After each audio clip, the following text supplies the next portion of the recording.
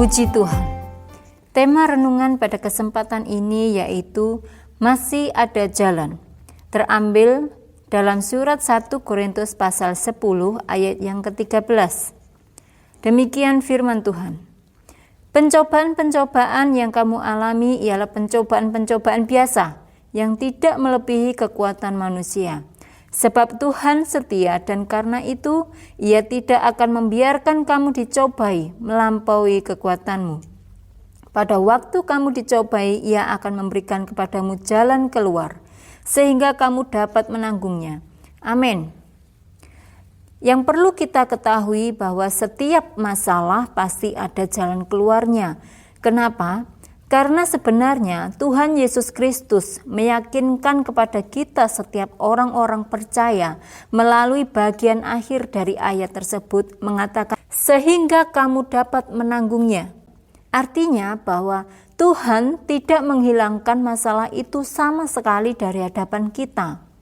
Masalah itu tetap ada, atau persoalan hidup yang kita sedang hadapi tetap sama. Tetapi bedanya, setiap kita, orang-orang percaya, sanggup menanggungnya.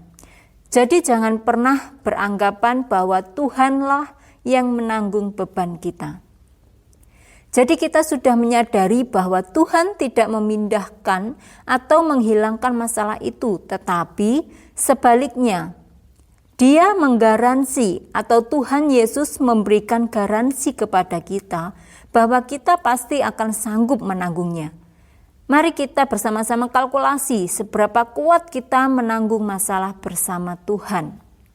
Ada 3 hal yang dapat kita pelajari dari ayat tersebut. Yang pertama, pencobaan yang tidak melebihi kekuatan manusia. Sering kita ketahui bahwa pencobaan itu berasal dari 2 sumber, yaitu dari manusia itu sendiri dan dari iblis. Tuhan memang mengizinkan iblis mencobai kita, seperti kisah Ayub di dalam Ayub 1 ayat yang ke-6 sampai ke-12. Tetapi yang perlu kita perhatikan di dalam ayat yang ke-12, Tuhan membatasi kewenangan iblis mencobai Ayub, sehingga iblis tidak boleh semena-mena kepada anak-anak Tuhan. Jadi yang pertama yang harus disadari kita bahwa Tuhan tidak pernah mengizinkan pencobaan atau masalah melampaui kekuatan kita. Masalah-masalah yang datang kepada kita adalah masalah-masalah yang mampu kita atasi. Dan justru yang sering dialami anak-anak Tuhan, ketika masalah datang, langsung merasa tidak kuat dan jatuh. Padahal Tuhan telah mengaruniakan kekuatan pada setiap kita untuk masalah itu. Lebih dari itu, jika kita minta tolong pada Tuhan, Dia akan memberikan lagi kekuatan ekstra pada kita. Nah, hal yang kedua, yaitu Tuhan setia pada janjinya. Kesetiaan Tuhan Yesus sudah dibuktikan dengan menyerahkan nyawanya kepada kita demi dosa-dosa kita. Di dalam Filipi 2 ayat yang ke-8 menegaskan bahwa dalam keadaan sebagai manusia, Ia telah merendahkan dirinya dan taat sampai mati, bahkan sampai mati di kayu salib. Jika nyawanya saja Dia berikan kepada kita, apakah mungkin terhadap masalah-masalah kita Dia tidak menolong? Jadi kita perlu mengingat-ingat kembali, sekali lagi, kita tidak sendirian menanggung masalah tersebut.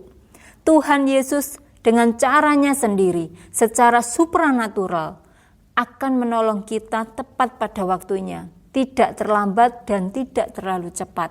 Waktunya pas untuk menolong setiap kita orang-orang percaya di dalam masalah apapun. Jadi setiap kita anak-anak Tuhan dan juga Tuhan Yesus Kristus harus bisa bekerja bersama-sama.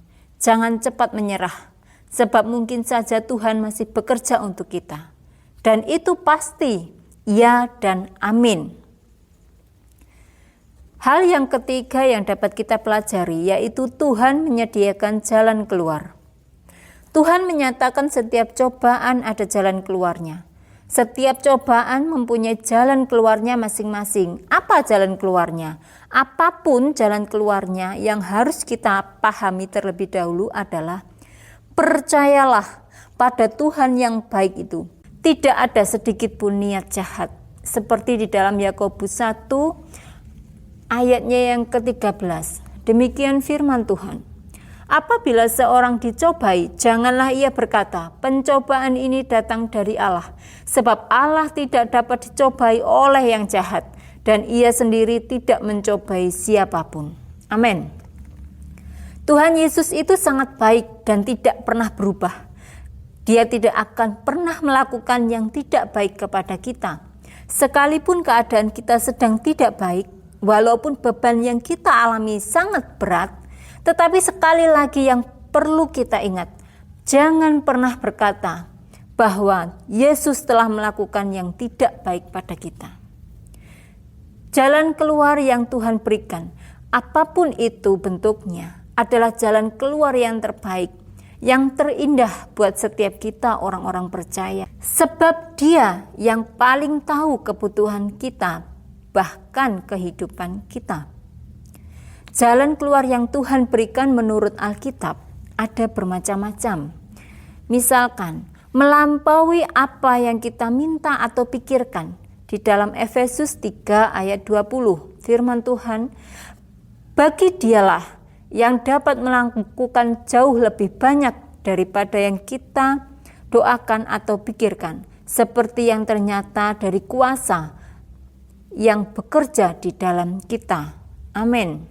Sama seperti yang kita minta. Di dalam Matius 7 ayat yang ke-7 sampai 8. Mintalah maka akan diberikan kepadamu. Carilah maka kamu akan mendapat. Ketoklah maka pintu akan dibukakan bagimu. Karena setiap orang yang meminta, menerima, dan setiap orang yang mencari, mendapatkan. Dan setiap orang yang mengetok, baginya pintu dibukakan. Amin.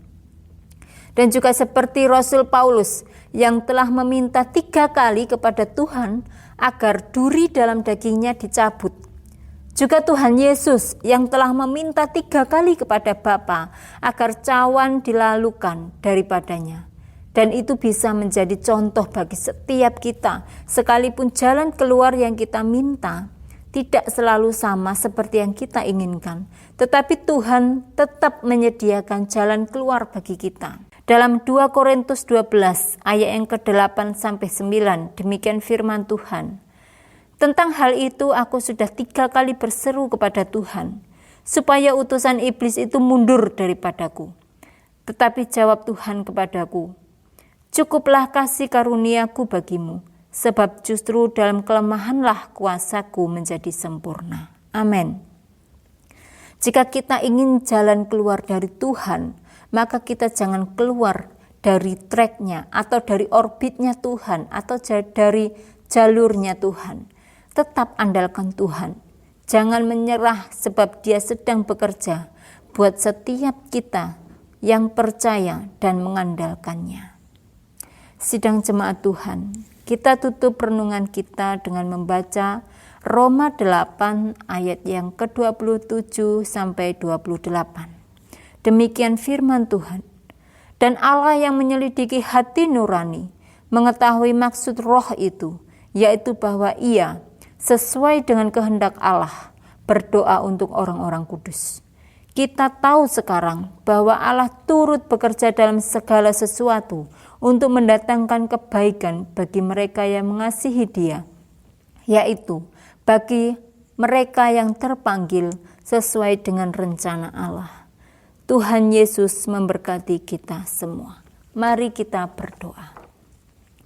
Tuhan Yesus yang baik, terima kasih Tuhan atas segala kesempatan yang Kau berikan pada saat ini. Dan untuk setiap firman-Mu yang telah selalu mengingatkan setiap kami, bahwa sampai pada saat ini pun Engkau selalu setia dalam segala aspek kehidupan kami. Bahwa setiap masalah dan beban pasti ada jalan keluarnya. Pasti ada pertolongan Tuhan. Oleh sebab itu ajar kami terus berharap pada Tuhan. Ajar kami terus mengandalkan Tuhan. Ajar kami terus tetap ada dalam jalurnya Tuhan. Berkati sidang jemaat Tuhan dimanapun mereka berada. Terima kasih Bapa, terima kasih Tuhan Yesus, terima kasih Roh Kudus. Di dalam nama Tuhan Yesus Kristus kami mengucap syukur dan berdoa. Haleluya. Amin. Yang terbaik, kau tak merancangkan yang buruk bagiku. Dalam segala hal, ku tahu Allah bekerja.